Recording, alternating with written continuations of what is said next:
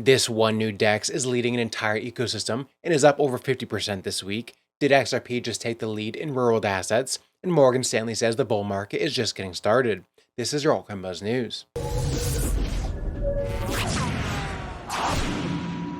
Hey, what's up everyone? My name is Cody, and if you're new here, make sure to like, subscribe, and turn on notifications so you know when we drop latest content. Follow us on Twitter, altcoinbuzz.io, and as always, is not financial advice. We wish the best of luck in your crypto ventures. Also, make sure to join us for our X Spaces Tuesday to Friday at 10 a.m. EST, link down below. All right, good morning, you guys. So today is CPI day. We just actually had a CPI just a couple minutes ago, and it came out under expectations at 2.7%. The forecast was 2.8%, and so we are, doing a little bit better for inflation. I want to read this real quick before they do the TA. We have US CPI data drops at 8:30 a.m. today, 1 hour before the US market opens. In short, lower CPI, Fed rate cuts, more market liquidity, and price surge. The expected CPI is 2.8%, and we predict 2.8% or lower. A CPI under 2.8% is a surge, and a CPI over 2.9% is a short-term drop. The weak job data means the Fed will likely cut rates in September, regardless of the CPI, but a lower CPI will boost confidence in the cuts. Trade cautiously, market makers may trigger high volatility to liquidate both sides. So that's what I want to talk about before doing this TA real quick is we just had a short-term little surge, a little spike up this morning as CPI came underneath. But I will say this is about an hour before market opens. So expect the market makers, everyone, when the New York opens, probably take out this side, head down lower and then back up eventually. I do think this is overall bullish, heading into September. But I will say this is exactly the candle that we did not want yesterday. So when this happens, this kind of sweep of all the highs and then a close beneath back into the range, it's usually not bullish, and it would mean most likely we'd head back down to the bottom of the range towards $115,000. Now that CPI came out, and it was a good news, it is possible that we do head back above here, after a little bit of volatility this morning in New York Open. It is possible we head back above here and we are fine. But what you don't want to see is another black candle, or I guess red candle, close today. And continue the follow through. You don't want to see it continued back down here. Otherwise, it's not looking good for Bitcoin, and especially not alts. Bitcoin did this yesterday, and alts, died, 10, 20%, especially meme coins. So we want this to, continue back up today after New York Open. And so that's what we're looking for today. Now we have alley charts saying when Bitcoin dips ahead of CPI or PPI reports, it often rallies right after the data drops and vice versa. So we're going to watch for that volatility at New York Open. We also have Metaplan acquired 518 Bitcoin, boosting its total holdings to 18,113 Bitcoin. So that is a Japanese MicroStrategy, essentially.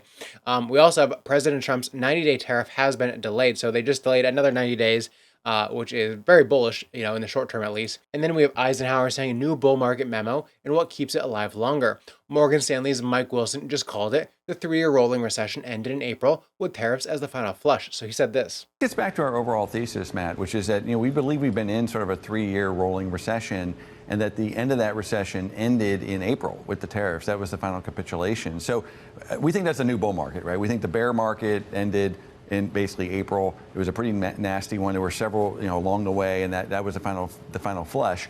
And now we're in a new bull market, and capital markets activity is just another sign that analysis or that conclusion is probably correct.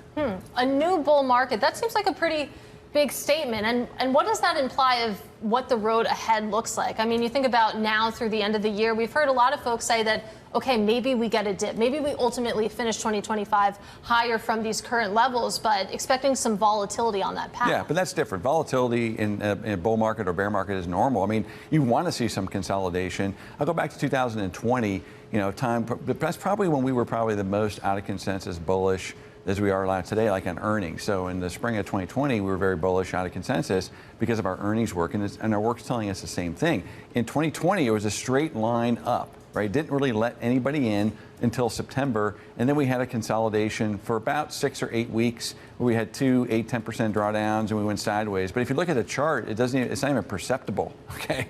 So consolidation, volatility, correction, I hope we get some. That would be normal, as opposed to just sort of going straight up and going parabolic here. So I think that's normal. I expect it too. We've said that in the third quarter, we think this is the best chance we could have for some correction or moderation, if you will. But I want to be very clear, it's still early in the new bull market. So you want to be buying these dips. So I'm not sure if I fully agree with him in the crypto terms. It might work with, traditional finance because it doesn't have the same kind of 4-year cycle.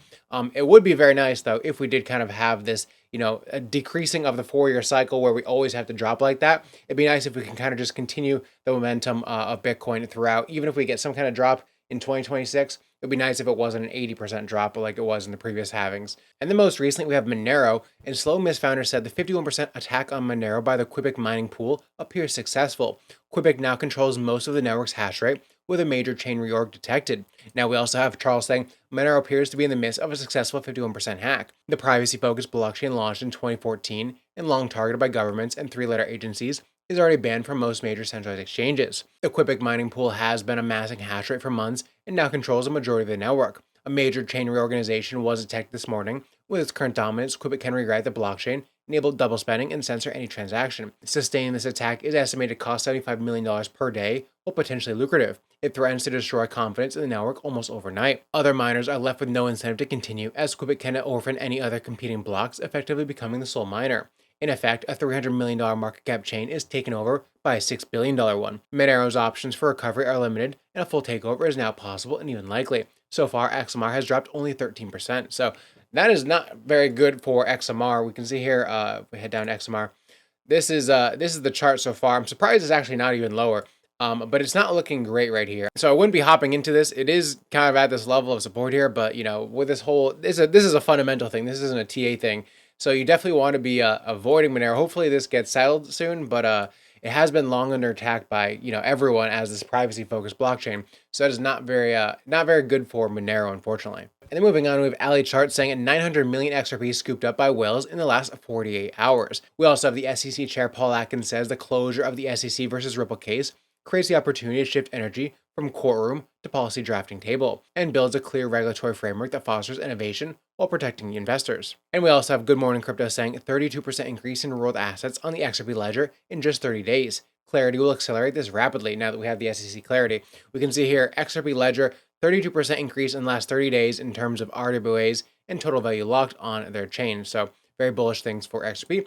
We also have Stellar Rippler saying Ripple just acquired REL for $200 million. They just swallowed an entire back-end layer of global stablecoin infrastructure. It's the quietest, most strategic takeover of modern financial rails we've seen. So what is REL? REL is a financial plumbing company powering stablecoin settlement, virtual accounts, compliance automation, and global fintech rails. It processes 10% of all global stablecoin volume. Yes, 10% of the entire stablecoin economy flows through REL. So what exactly does REL do? It has virtual accounts in 180 plus countries, multi-asset settlement, embedded compliance logic with KYC and AML, instant fiat on and off ramps, and end-to-end automation for fintechs and Web3. Basically, REL is the invisible backbone behind hundreds of fintech platforms. Now ask, why would Ripple, a blockchain company, buy something like this? Because REL already does what CBDCs, stablecoins, and banks are trying to figure out. It gives Ripple global banking access, settlement logic, institutional-grade automation, and immediate infrastructure for RLUSD. But here's the kicker, Ripple's not just building a stablecoin, they're building the operating system for programmable finance. Think Swift plus Plaid plus Stripe plus USDC,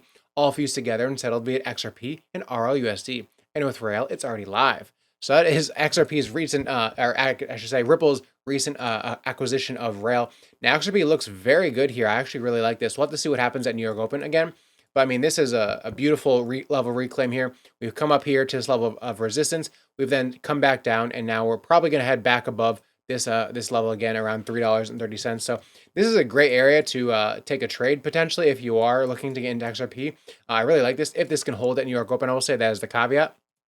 But something like this where you put your stops below these lows here and then you target either these highs or new highs after that, I think that's probably a pretty good area. Even just not for just a trade, but even to buy a spot, I think this is pretty good area now that we have the confirmed CPI, which is lower, which is most likely going to lead to rate cuts next month, which will then lead to more money in the system. So overall, I really like XRP here, and I think the whole market kind of just turned green after that CPI reading. So hopefully we continue up from here. And then moving on to SUI, we have bullish signal for SUI. Over the past 30 days, Binance hot wallets have seen more SUI outflows than inflows. Translation: holders are stacking and taking SUI off exchanges. We also have SUI added 2 million accounts in one day. SUI Timber is coming, so it could be very bullish for SUI next month.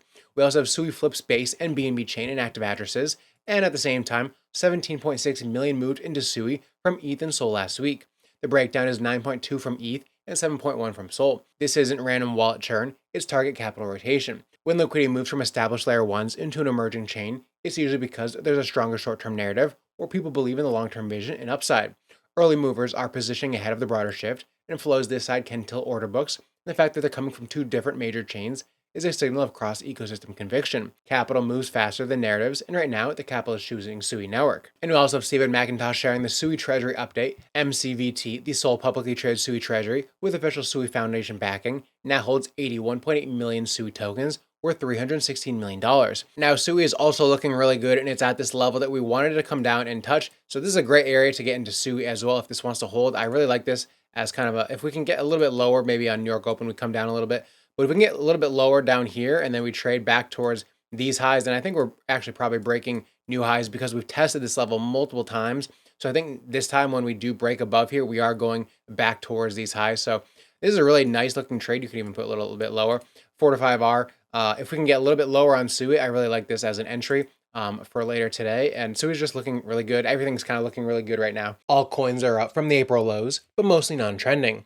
And people are getting antsy for when the alt season will finally start. SUI is one of the select few who are at the heart of the growth in the current cycle. And it's quickly becoming one of the leading alts in the market and is up over 200% in the last 12 months. So let's check out why. SUI is killing it in all the big sectors it supports, like DeFi, where SUI nearly crossed $2 billion in TVL and is almost at $1.5 billion in record time. SUI has some of the fastest stablecoin growth of any chain, so people are using it for real transactions. Walrus is changing the game in decentralized data storage. Its token launch was a big hit, while Seal and Nautilus make things more secure and private. The SUI Play OX1 is coming in September and is now officially sold out with 10,000 pre-orders. SUI even has a small but growing meme coin market for meme coin lovers. If you haven't used SUI lately, then come give it a try and follow SUI's X account for all the latest updates linked down below.